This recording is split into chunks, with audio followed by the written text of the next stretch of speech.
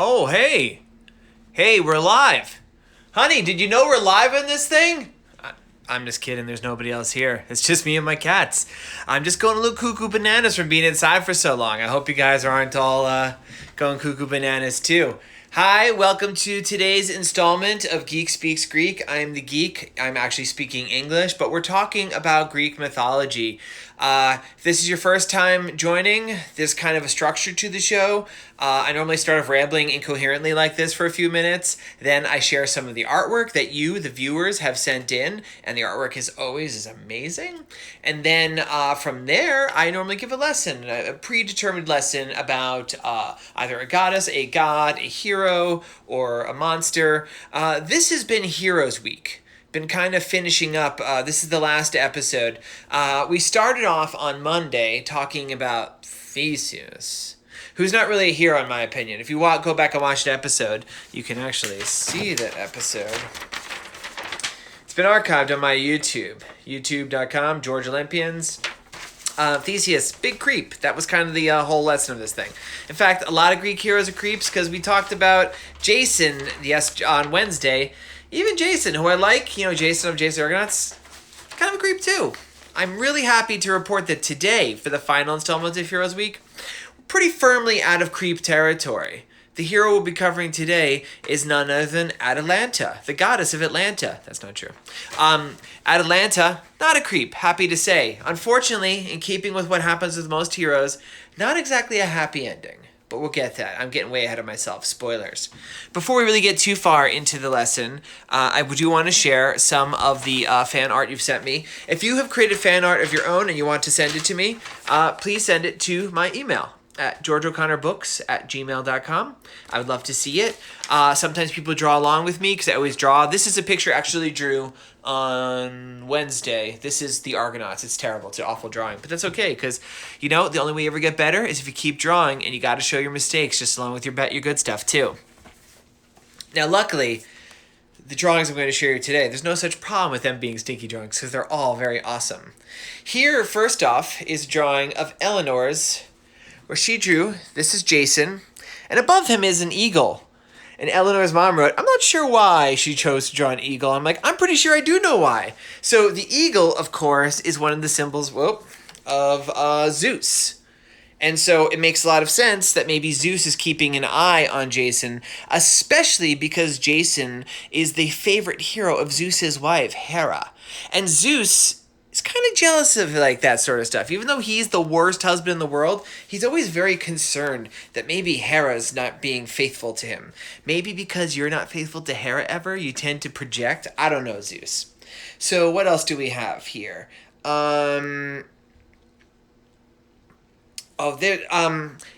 from Korea has sent me a really amazing comic that's just too wordy for me to put up here because there's just a lot of jokes that are in it. I'll show you in a little bit anyway, maybe. Check this one out. It's been a while, actually, since we've gotten a drawing from this guy. This is from Shiloh. And Shiloh, I guess because we haven't seen so many, Shiloh drew a bunch of characters for us here.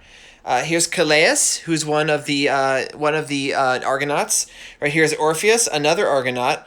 Here's Heracles, right dead center. Big. He's like the big superstar of the Argonauts. He's their big get. Here's Zetus. He's the brother of Calais. Makes sense he'd be there.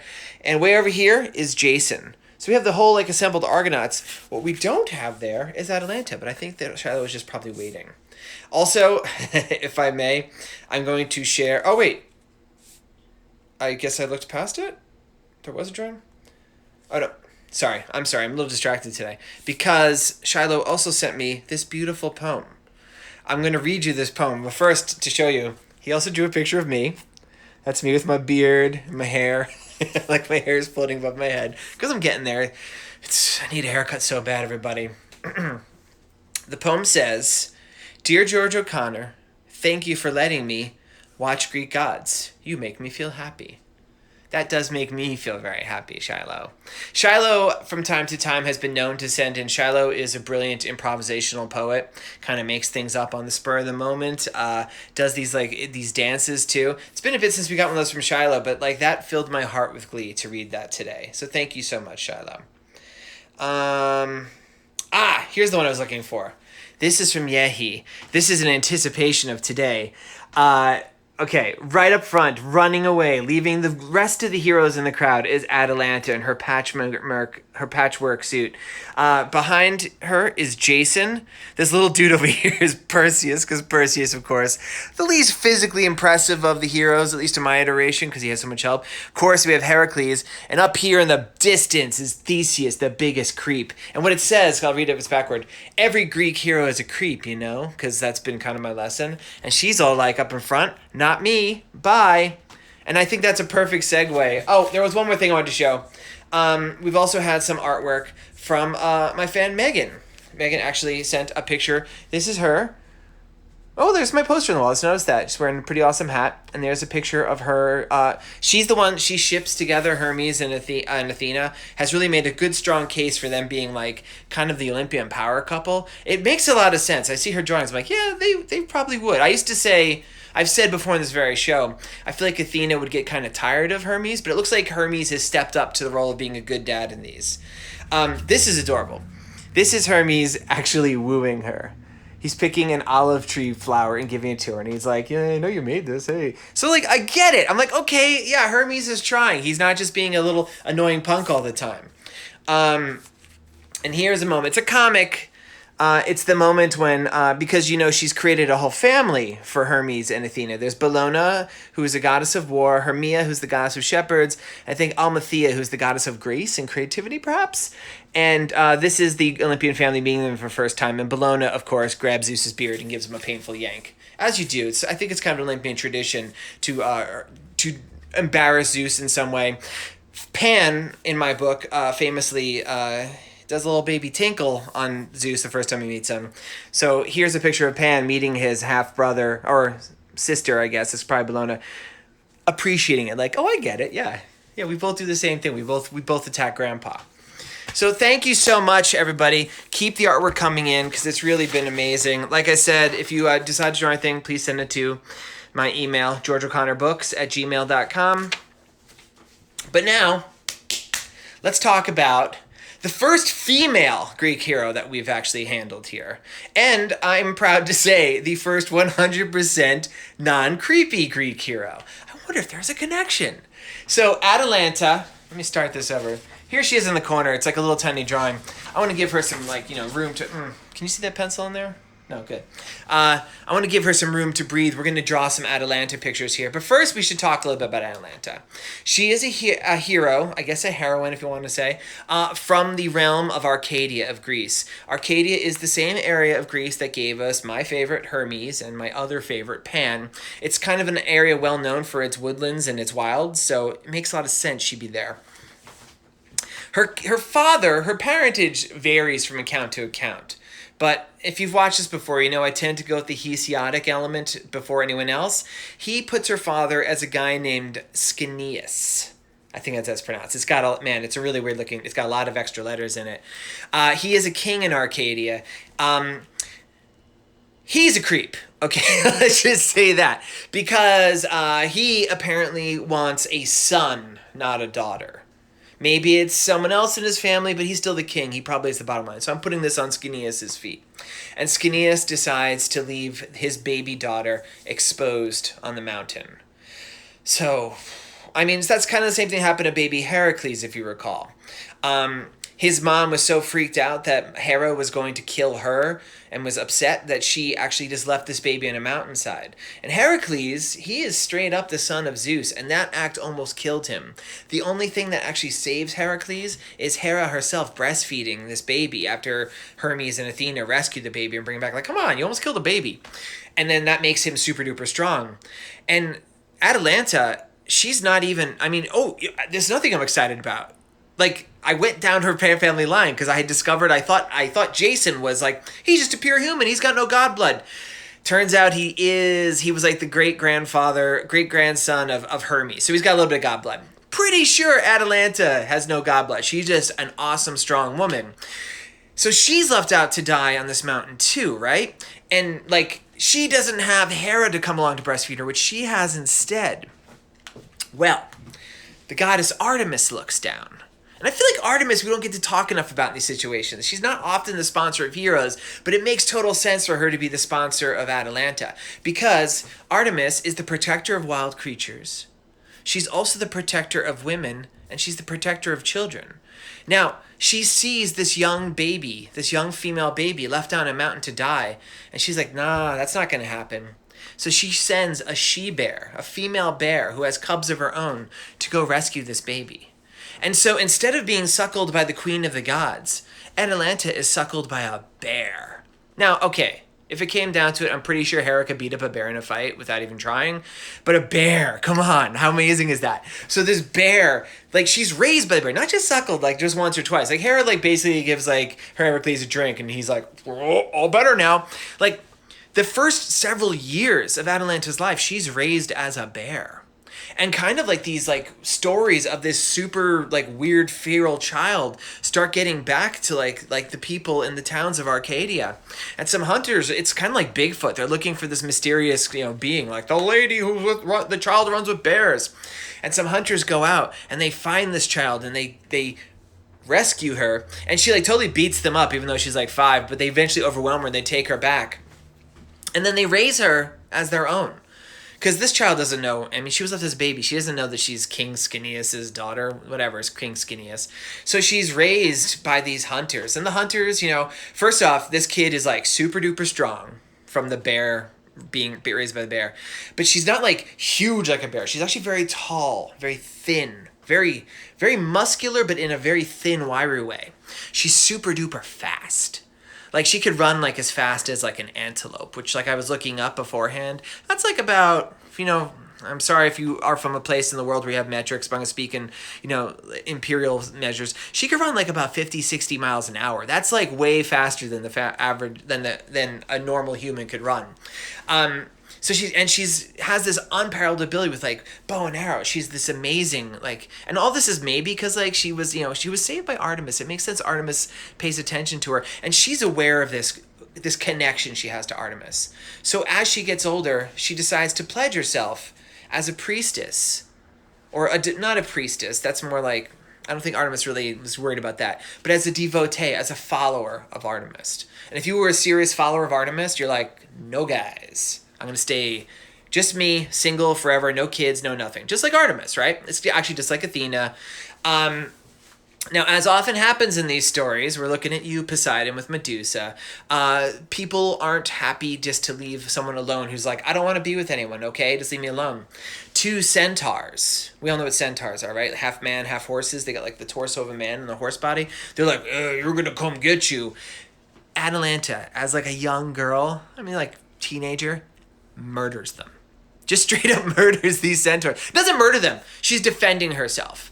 And like centaurs are famously ferocious enemies in battle. Like they're the sort of things that they give like Heracles a tussle. Like the most mighty of the Greek heroes. He has a hard time fighting Nessus. And like she just straight up kills these 2. And that kind of like cements her reputation. Everyone's like, wow, the bear girl is super duper powerful. That's incredible. Like just amazing. And people, her name, by the way, I should get to this. Atalanta, it means equal in measure. And what that means, her name, she's the equal in weight of any man. And more so even. Like, because, there's this tendency, her father Schenias, he left her out on a mountaintop. He's like, I want a son. She's better than any son you can have because of the things she could do. No man. She's stronger than men 3, 4, 5 times her size. She's faster than any man this side of Hermes. Like, she's like this amazingly powerful woman. So her name, Atalanta, it's like to prove, I'm not just your equal. I'm like your superior. But I'm getting ahead of myself here. So she's developing this reputation, the killing of the 2 centaurs. Everyone's like, that's impressive. So where is this? Caledon. I'm like, what's the name of the Caledonian boar place? There's a nearby kingdom called Caledon, right? And they had their big harvest festival, and they invite everybody. Everyone's out cheering, and they make sacrifices to all the gods, and they kind of don't proportion right. They don't leave anything for Artemis. And she's like, really? All right, well, you're not going to honor me. How about I send a giant boar to rip up your city? And she does. And like Greek mythology has a lot of these giant boars. They're not just like, I mean, boars get really big. If you look online, you can see a picture of like boars that are like, 14 feet long, like 3 meters long, like these enormous things. We're talking these, like the Caledonian boar is like an elephant. It's this huge monster. And it's just wreaking havoc. And like, unfortunately some not hunters, like some farmers probably get totally eaten by the boar and stuff. And, you don't mess with Artemis, okay? And so the king, his name is King Aeneas, I think. I should have written that down. He tells his son Meleager. Meleager, pretty cool dude, gotta say. He's pretty heroic. He eventually ends up being one of the Argonauts too. He's like, Meleager, we need to stop this boar. I need you to go out and assemble all the greatest heroes of Greece you can to help kill this boar. So Meleager goes out and he gets Jason, who we talked about on Wednesday, and he gets the Dioscuri, Castor and Polydeuces, who we talked about Wednesday, also Argonauts. It's kind of like the Argonauts before there's the Argonauts, right? He even gets Theseus along, who's like a creep, and Theseus is like, I'm a creep, and he's like, leave me alone, Theseus. Theseus does not play any part in the story. And Atalanta joins up. And some of the dudes are kind of like, why do we have a girl here? And like Meleager, to his credit's like, dude, like you've heard about what she does, right? She's like easily the best hunter of all of you. And like the rest of them are out on horseback and she's just on foot because she's faster than a horse. So like, okay.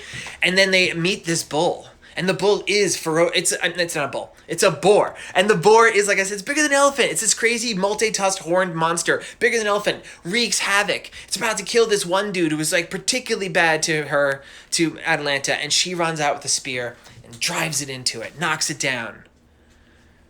And then Meleager comes in and he helps, gives the finishing blow.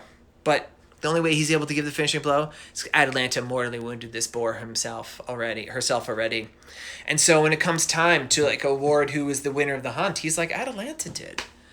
And like, some people are like really upset, including two of his uncles. So Meleager ends up having this crazy war with his uncles. He totally kills his uncles.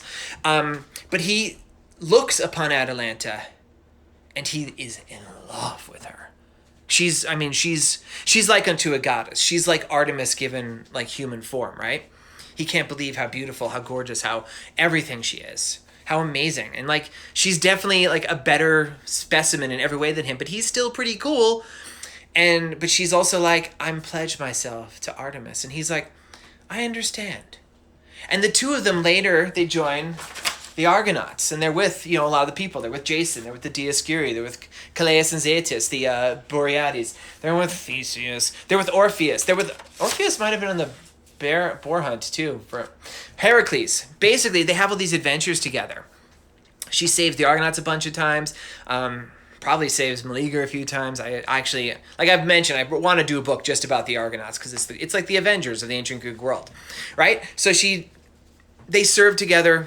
They remain friends. Meleager always carries a torch for Atalanta, but he respects her, and he lets that be. Now at this point, Atalanta's fame has grown throughout the world so much that King Schenius, he kind of, I said his name, I'm going to say his name worse and more, Schenius. He's like, I've heard about this woman this little girl left out. This woman who has a little girl was left on a mountain to die. I left my daughter on a mountain to die when she was little. And he does the math and he figures out, this is my daughter. So now Schenius is all like, hey, you're my daughter, come back. And I don't know, Atalanta's like, Dad, cool to meet you, I guess. But, they reconcile. I imagine, it doesn't say, but I'm imagining he kind of like leaves out a few pertinent details. Like, I left you on the mountain because I wanted a son and I'm a big creep. He probably didn't say that. So he sets up a deal with like Atalanta now is this princess of Arcadia. And of course, as a princess, everyone wants to marry her. It's very advantageous. We talked about this in Jason. When you're royalty, you make these advantageous marriages to like other kingdoms and stuff. So all these other princes and people are coming wanting to marry her. And she's like, I don't want to marry anybody. And so finally she works out a deal with her dad. She's like, tell you what, anyone who could beat me in a race, I'll marry them. Anybody who doesn't make it, though, they get to get killed. Some versions don't have that. Maybe we'll leave that part off because it's a little creepy. So, and like I said, we're making sure Atalanta, we have to have at least one hero we talk about who's not a total creep. So there's this big race, and nobody could beat her, of course, because like as I said, she probably can run about 60 miles per hour, which is like twice as fast as the fastest people in the world right now. Then let's introduce the new number one creep in the story, a young man named Hippomenes. Hippomenes, he is very fast. He's apparently very attractive. I think we're supposed to like him, but I don't like him. Because Hippomenes decides, well, I really want to marry her. And I know I can't beat her. So what I'm going to do, I'm going to pray to Aphrodite to see if Aphrodite can help me trick Atalanta. And Aphrodite, who, I love Aphrodite. I'm a big Aphrodite fan. She doesn't always play well with the other goddesses and gods. She decides to help out Hippomenes. And she gives him, because the world was full of these sort of things back then, and she's Aphrodite, she gives Hippomenes these 3 golden apples. And they're magic apples. They've been ensorcelled by Aphrodite, so that they're irresistible. You look upon these apples, and it's like, how like if you're like just not paying attention, there's like a flash out of the corner of your eye, you're like, what's that? Like these apples are like that all the time. Like they flash, and you have to, you can't not pick them up. And she gives them to Hippomenes. She's like, don't look at them. But what you do is you race, and whenever she pulls ahead of you, because she's going to pull ahead of you because Atalanta's faster than you take one of these apples and you throw it ahead of her off to the side of the path. And she will see this, and she'll run over and catch it, and then you keep running. And he's like, cool, thanks, Aphrodite. Sometimes it's also Eros, little diaper baby. So let's just say it was the two of them working together. Like the whole love family decided to come down. Race starts. Of course, Atalanta is just cruising at Hippomenes. He's running as fast as he can. She's already so far ahead of him. Right before she gets out of reach of his hand, his throwing arm, he throws the first apple way off the side of the path. And Atalanta can't help herself. She runs and grabs this apple. She's like, apple? What the heck? She, I guess, has pockets. I don't know. Puts the pocket in her pocket. She runs back. And at this point, Hippomenes has got in front of her. So she zips by him again. He does it again. As soon as she's just out of reach, throws it off to the side as far as he can. And once again, she is compelled against her will to go get this apple. Happens again a third time. And just as this time he throws it so far off that she's really off the path. And he's only 10 feet from the finish line. And she's 50 feet back. And she runs as fast as she can. And he beats her by an inch. And so they get married. No, I said this in my book. I said, dude, if you can't get a woman to love you without tricking you, you're just a loser. Come on. Some versions of the story make it seem like they did fall in love, and maybe she did learn to appreciate him, but it bothers me that she had made this vow, and that he used trickery to defeat this vow. And Aphrodite, come on, keep your nose out of this stuff. We don't need you. Or Eros, if it's your fault, really, come on. So I mentioned there's not a happy ending to Atalanta. It goes beyond this. This is arguably not a very happy ending. They have, in many of the versions of the story, they have kids, or at least a child. And eventually, one day, they invoke the ire of the gods. There's various reasons. The one I like the best is actually Hippomenes being a big jerk. Never actually thanked Aphrodite.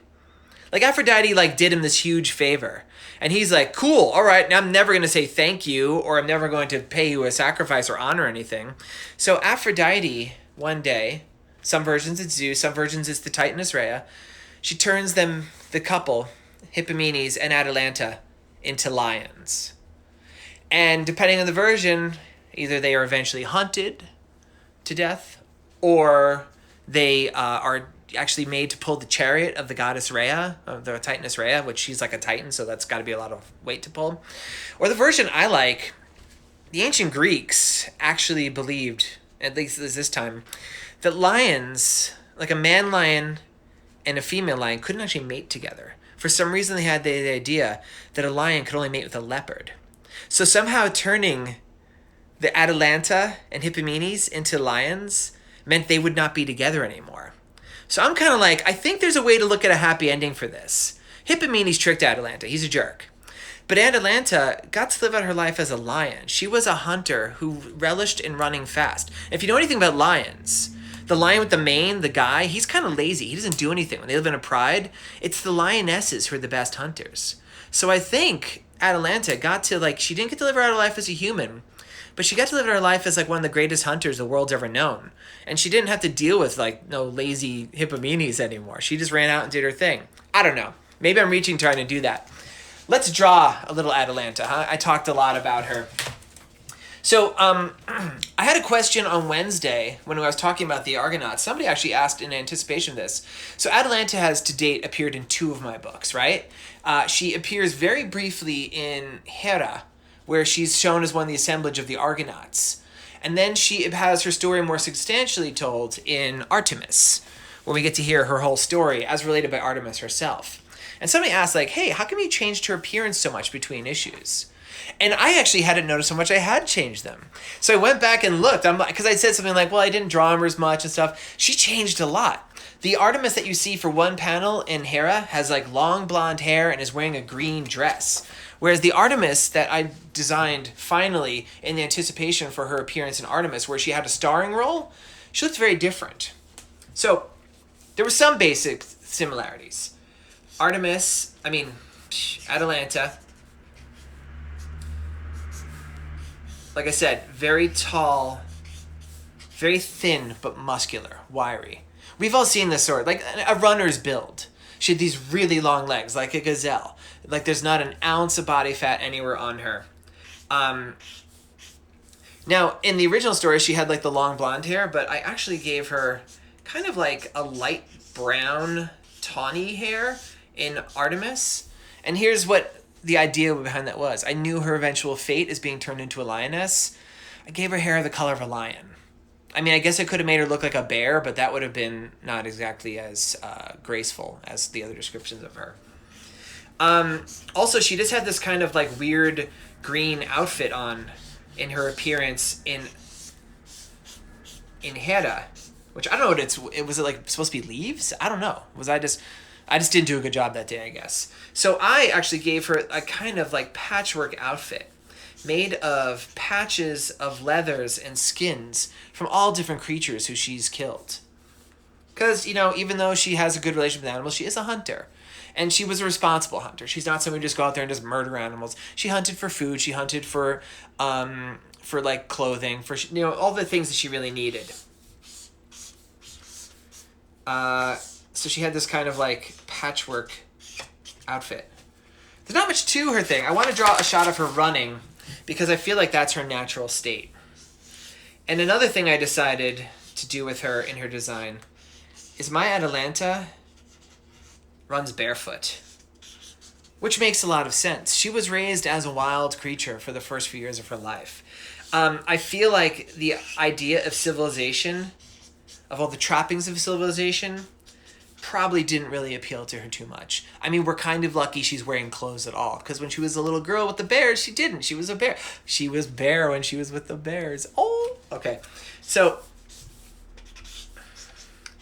and when I was making the comparisons with her to the Avengers, with all the Argonauts to the Avengers, I kind of hit on the idea that she's like if like Hawkeye and Quicksilver were like one person.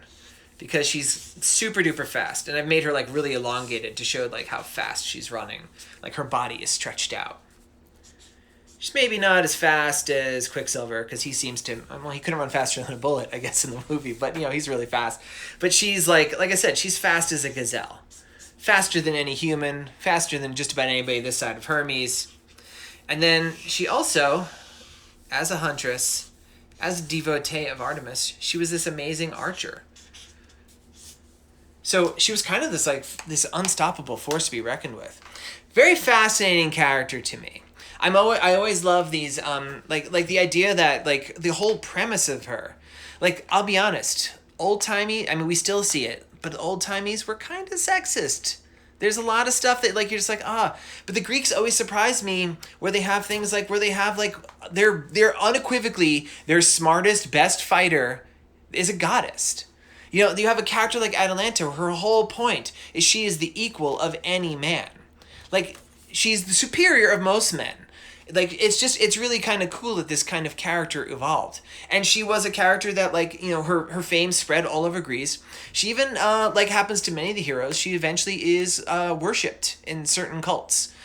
There was hero worship, where, like, you would have, like, a temple or a shrine or altar to them, and you would offer them sacrifice and pray for their blessings. So that's Atalanta. feel like I kind of blew through her a little bit quick. Let me just check my notes to see if there's anything else. I feel like I kind of covered her. So this is the part of the show where I normally open it up for Q&A. If anybody has any questions, I'm just going to scan to see if anybody has... Oh, somebody asked if she was like an elf. She kind of is. And I'm assuming when we're talking elf, not like Santa Claus elf, where they're like, you know, wearing like striped socks and like banging on toys all day. I think you're talking more like a Tolkien version of elf, where like they are one with nature and they're like kind of better than people in every single way. I don't know if she's as long-lived as an elf. It's hard to tell. She got turned into a lion. Now there's a question. When she got turned into a lioness, did she maintain her normal human lifespan? Because I know humans live longer than lions. So was she like a lion for a long time? I mean, it's hard to tell. You know, we were hypothesizing about whether or not heroes who are demigods had longer lifespans. It's hard to tell because they all die horribly. But she is that rare sort of human hero that is a human. She doesn't have any divine blood. But she did have Artemis paying attention to her. Maybe Artemis kind of looked on her favorably. I don't know. An apple a day keeps Atalanta away. Somebody writes, or it keeps Atalanta your bride, which... You know, I was actually reading the other day, apparently the story, Apple a Day Keeps the Doctor Away, that saying that actually has its origins in ancient Greece, so that's pretty cool. Let's see. Did Artemis get back at Aphrodite for interfering? I don't think she ever did. Which doesn't mean, because I was saying like some stories... they kind of make it like seem like after Hippomenes throws the thing that she's like, oh, I liked you anyway. This works out well. As a human, even as a demigod, you're very limited in your ability to take revenge on a god. It would be like, I don't know, a few days ago, I accidentally stepped on an anthill, and one of those ants is super mad at me.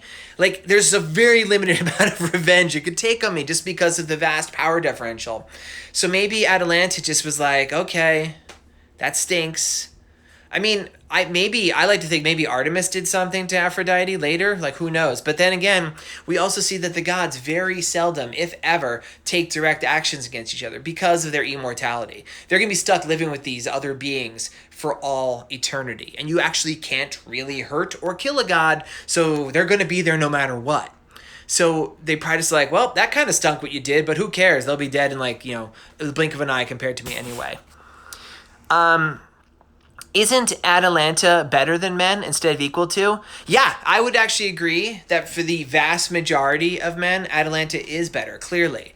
I think the equal to, I think it's meant to be like, she's the equal of any man. And we were including, like, truly exceptional people in there. Like, even Meleager, who, like I said, pretty cool dude. You know, he had a pretty enlightened attitude for back then. She's at least the equal of him. She's clearly better. It's probably just to match up to the idea of like she's on equal footing with any hero you could put her up against. So even someone as great as Heracles, like she is the equal in measure to him. That's the way I think it's meant to be interpreted. Not like, I don't think it's like, well, she looks like she weighs about 115 pounds and this dude over here weighs about 150 pounds. They're equal. I think it's more like there's no man her better. She's at least the equal to him. And she's clearly better than just about everybody she encounters in all of her stories. Mashaya writes, Meleager is my new fave now. What happened to him? Was he sad about her marriage? That's a great question. And I wish I could answer it more authoritatively, but here's the thing. Meleager's story comes from one set of chronicles of her stories, and the story of Hippomenes comes from another chronicler, and they don't seem to really necessarily reconcile them. I'll do some research and see if I can find out. I imagine he was bummed, but I also feel like Meleager had to have eventually gotten married because he was the prince of the kingdom of Caledon, and they wouldn't have ended the line. So he must have found someone. Maybe he was happy eventually. I don't know. He just gets mad props to me because he was like, okay, I respect your choice. Because, man, Greek mythology is filled with people who don't respect your choice. Today was filled with people who don't respect your choice. We're looking at you, Hippomenes. Oh, someone wrote, Tarksfly, right? Does she wear the skin of the centaur she killed? As I was drawing this picture, I was like, wonder if any of this is centaurs. And now, all right, let me go look really quickly because I feel like this is an idea that I have hit upon before where okay. Because I was looking at the panels where she draws it. I'm like, she's already wearing her patchwork skin. But it does look like maybe, if you look at the color of the horse parts and the color of her thing, it looks like could be. And you know what? She probably doesn't wear the same outfit every day. I'm going to say yes, that she is wearing some centaur skin on her. And anytime somebody is like a jerk to her, she's like, the last guy who tried that? They're like, yeah, he's right here. And they're like, whoa. Like maybe it's like his face or something. So, let's see what else we have here. Oh, somebody, unrelated to the video, have you ever been to the YouTube channel Overly Sarcastic Productions? They cover history and myths. I have not. I wonder if you're telling me that because I'm overly sarcastic. I'm going to have to check that out, though. Thanks for the recommendation. Let's see. T. Mackey writes, Aphrodite just finds Atalanta lonely. All people need love. I don't know if that has come up sooner. Well, I know T. Mackey is the world's biggest Aphrodite fan, so this makes sense. It's possible. It's possible. There's a lot. Here's the thing. There's so many different versions of these stories recorded that like you could read anything into it. Atalanta. So bears are solitary until they come together to mate, and then they separate, and then then they stay the heck away from each other. You're a mama bear, you have your cubs for a few years, you don't want Papa Bear nearby because Papa Bear gets jealous and eats your kids. Bad dads. So given that she has like bear training, I feel like Atalanta is somebody who's kind of chill by herself. That being said, because I don't think of Aphrodite as a malicious goddess, I could see her as the goddess of love, the god of generative love, the goddess who, that's her whole point, right? Like, I feel like she might have projected the idea onto Atalanta. They're like, oh, that poor thing's probably really, lonely. Where Atalanta's like, I'm happy running around shooting arrows at stuff. Can you please make an Olympians TV show or movie? I would love to. And I mean, I don't normally talk about this. It's come really close multiple times. There have been, I think, 2 or 3 times that it's been optioned to become either a movie or a TV series. Turns out it's really, really hard to get these things made. And even when people really want to make it, which has happened, like I said several times, kind of things happen and people change studios or leave jobs and stuff, and it just hasn't happened yet. Fingers crossed something will come up, because there would be nothing. My personal dream thing would be to see an Olympians cartoon. I would love to do that. That would be my favorite thing in the world. We'll see if it all comes together. Sometimes books are around for decades or more before they become movies. It's hard to tell. We'll see. What else do we have? Oh, somebody's adding in that Meleager might have died before that. If you remember how Meleager died, because I actually don't recall. I'm sure he ended badly because he's an Argonaut and he therefore a hero. All heroes die badly. And he even seems like he's a pretty good guy, so I'm sure it was just a terribly awful way that he went. So we're kind of slowing down questions here. Might have to make this a short episode because do I have anything else I should be talking about? I don't want to talk to you guys if I don't have anything to talk about. Just to remind you, the Cursed Log. Woo! I know this story. I forgot this one.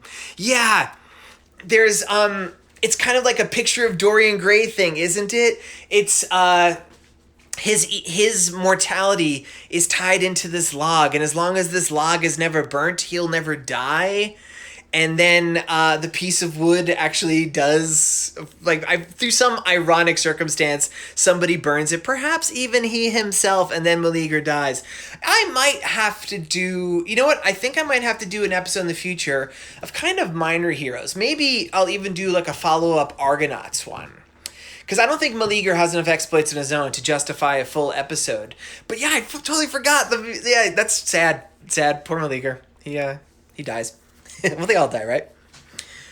Yes, and it's post-conflict with his uncles. Yes, I mentioned that briefly. His uncles who really objected very strongly to him awarding the win of the hunt to Atalanta because his uncles were sexist.